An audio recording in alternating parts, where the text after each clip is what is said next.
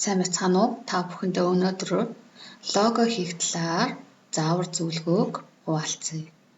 Лого хийхин тулд loka.com сайтаар зочлоно.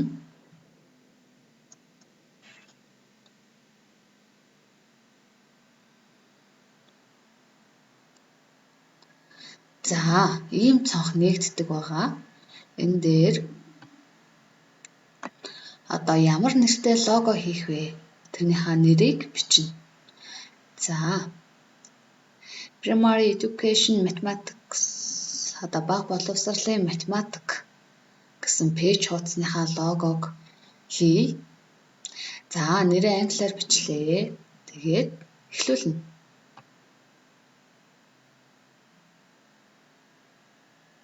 За, энэ лого маань ямар чиглэлээр явах юм бэ? Боловсролынх юм уу? Юуных вэ? Гэдгээ сонгоно. За, education буюу боловсролынх сонголоо. За, эдгээр логонуудын маа хэлбэр загварууд гарч ирнэ. За, энэ дээр хамгийн багадаа 5 ширхэг загвар сонгох байгаа. Тэгээд 5-аас дээшээ сонгож болно.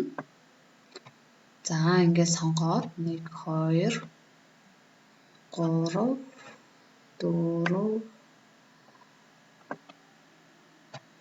5.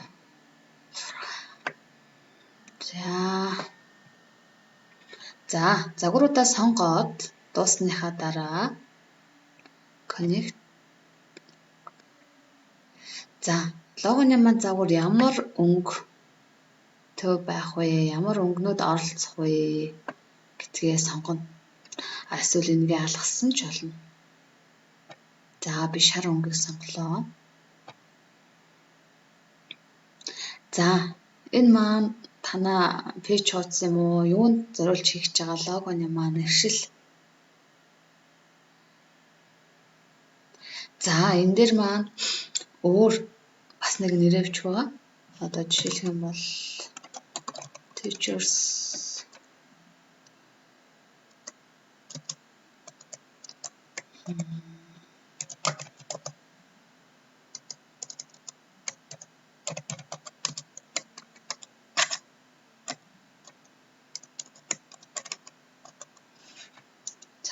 бичлээ. За, энэ логонд маань ямар одоо юу өгөгдлүүд одоо зургнууд холбоотой зургнууд байж болох вэ? Одоо номны зургнууд, номтой холбоотой зургнууд логонд манд байж болно. Суралцахтай, сурагчтай, багштай өөр юутай холбоотой гэж болох уу? Тэр логонд оролцуулахыг хүссэн загваруудынхаа нэршлиг сонгоно.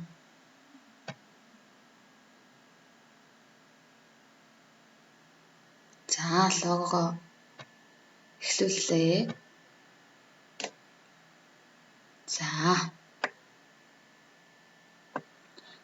За, ингээд миний нэртэй логонууд маань гараад ирлээ.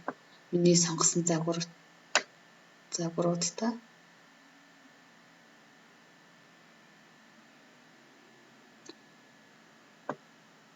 За, ингээд логонууд гараад дуусангууд дахиад ингээд дараад өөр загваруудыг ингээд харж болно.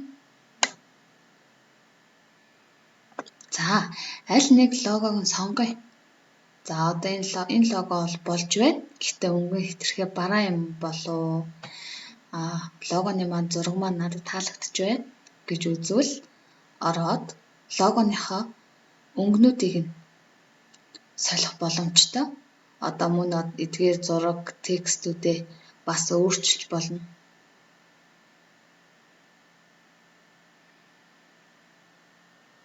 Одоо ингээд арай гэгэл өнгөтэй байж болно.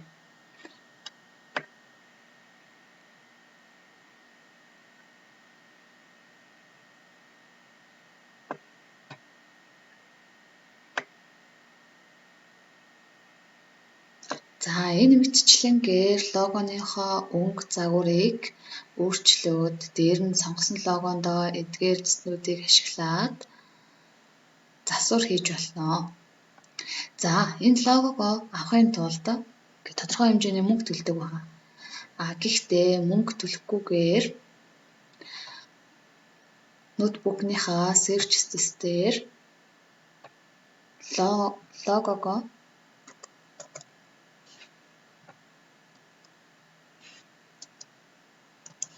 Snip tool кроплох буюу энэ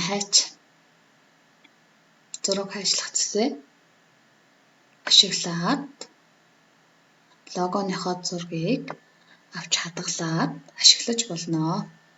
За, хадгалахын тулд дарлаа. Аль нэг хэсэг дээрээ логондоо зургандаа нэр өгөөд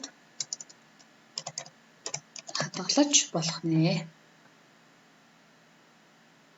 За, анхаарал хандуулсанд баярлалаа.